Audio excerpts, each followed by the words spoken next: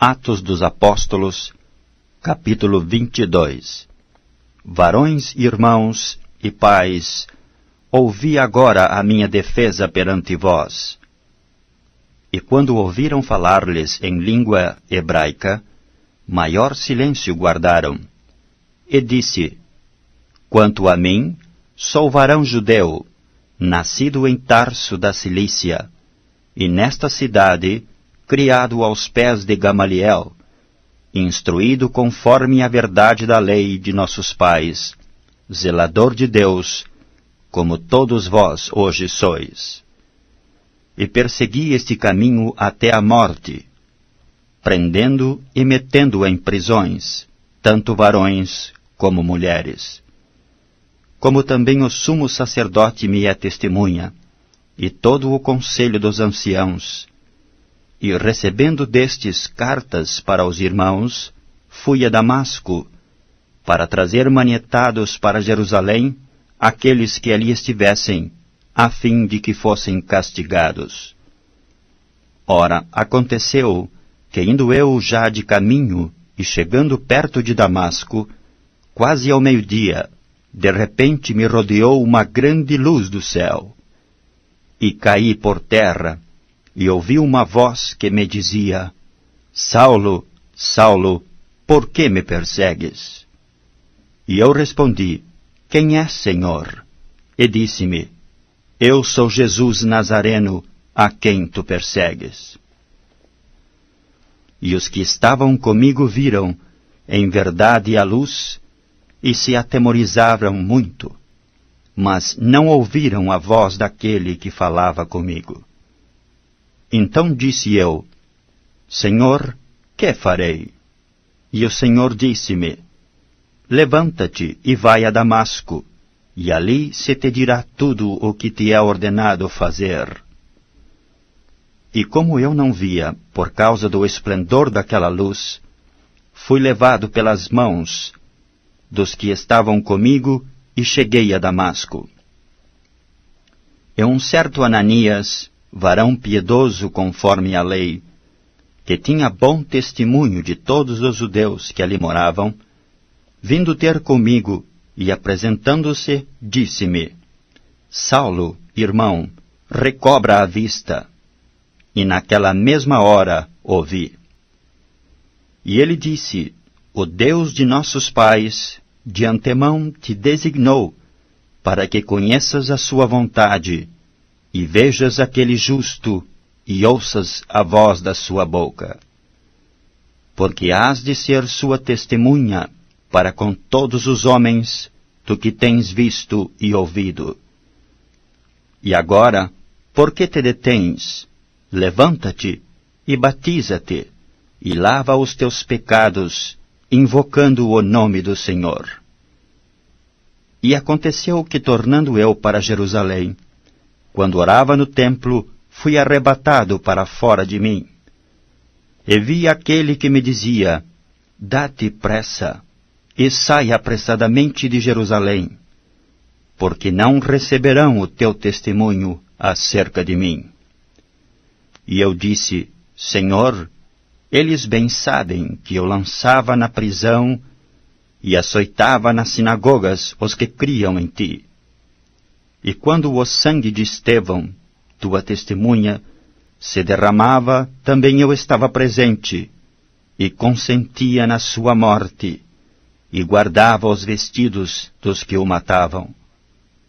E disse-me: Vai, porque hei de enviar-te aos gentios de longe. E ouviram-no até esta palavra. E levantaram a voz, dizendo: Tira da terra um tal homem, porque não convém que viva. E clamando eles, e arrojando de si os vestidos, e lançando pó para o ar, o tribuno mandou que o levassem para a fortaleza, dizendo que o examinassem com açoites, para saber por que causa assim clamavam contra ele. E quando o estavam atando com correias, disse Paulo ao centurião que ali estava: É-vos lícito açoitar um romano, sem ser condenado? E ouvindo isto, o centurião foi e anunciou ao tribuno, dizendo: Vê o que vais fazer, porque este homem é romano. E vindo o tribuno, disse-lhe: Dize-me, és tu romano? E ele disse: Sim. E respondeu o tribuno: Eu, com grande soma de dinheiro, alcancei este direito de cidadão. Paulo disse: Mas eu sou o de nascimento. E logo dele se apartaram os que o haviam de examinar, e até o tribuno teve temor, quando soube que era romano, visto que o tinha ligado. E no dia seguinte, querendo saber ao certo a causa por que era acusado pelos judeus, soltou-o das prisões, e mandou vir os principais dos sacerdotes, e todo o seu conselho, e trazendo Paulo, o apresentou diante deles. Atos dos Apóstolos, capítulo 23. E pondo Paulo os olhos no conselho, disse: Varões irmãos, até o dia de hoje tenho andado diante de Deus com toda a boa consciência. Mas o sumo sacerdote Ananias mandou aos que estavam junto dele que o ferissem na boca. Então Paulo lhe disse: Deus te ferirá, parede branqueada. Tu estás aqui assentado para julgar-me conforme a lei, e contra a lei me mandas ferir? E os que ali estavam disseram: Injúrias o sumo sacerdote de Deus?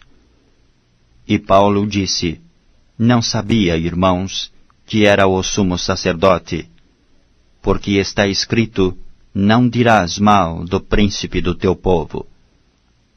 E Paulo, sabendo que uma parte era de saduceus e outra de fariseus, clamou no conselho: Varões irmãos, eu sou fariseu, filho de fariseu. No tocante à esperança e ressurreição dos mortos sou julgado. E havendo dito isto, houve dissensão entre os fariseus e saduceus, e a multidão se dividiu. Porque os saduceus dizem que não há ressurreição, nem anjo, nem espírito. Mas os fariseus reconhecem uma e outra coisa.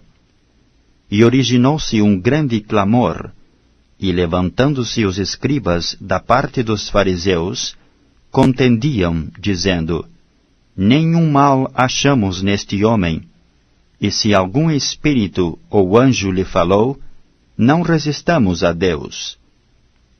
E havendo grande dissensão, o tribuno, temendo que Paulo fosse despedaçado por eles, mandou descer a soldadesca, para que o tirassem do meio deles e o levassem para a fortaleza. E na noite seguinte, apresentando-se-lhe o Senhor, disse: Paulo, tem ânimo, porque como de mim testificaste em Jerusalém, assim importa que testifiques também em Roma. E quando já era dia, alguns dos judeus fizeram uma conspiração e juraram, dizendo que não comeriam nem beberiam enquanto não matassem a Paulo. E eram mais de 40 os que fizeram esta conjuração. E estes foram ter com os principais dos sacerdotes e anciãos, e disseram: Conjuramo-nos, sob pena de maldição, a nada provarmos, até que matemos a Paulo. Agora, pois, vós, com o conselho, rogai ao tribuno que vô-lo traga amanhã, como que querendo saber mais alguma coisa de seus negócios. E antes que chegue, estaremos prontos para o matar. E o filho da irmã de Paulo, tendo ouvido acerca desta cilada, foi e entrou na fortaleza e o anunciou a Paulo. E Paulo, chamando a si um dos centuriões, disse: Leva este mancebo ao tribuno, porque tem alguma coisa que lhe comunicar. Tomando-o ele, pois, o levou ao tribuno e disse: O preso Paulo, chamando-me a si, me rogou que te trouxesse este mancebo, que tem alguma coisa que dizer-te. E o tribuno, tomando-o pela mão, e pondo-se à parte, perguntou-lhe em particular: Que tens que me contar? E disse ele: Os judeus se concertaram rogar-te que amanhã leves Paulo ao conselho, como que tendo de inquirir dele mais alguma coisa ao certo. Mas tu não os creais, porque mais de 40 homens, dentre eles, lhe andam armando ciladas, os quais se obrigaram, sob pena de maldição, a não comerem nem beberem até que o tenham morto, e já estão apercebidos, esperando de ti promessa.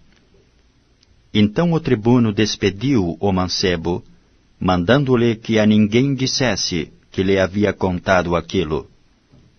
E chamando 2 centuriões, lhes disse: Aprontai para as 3 horas da noite 200 soldados e 70 de cavalo, e 200 arqueiros para irem até Cesareia.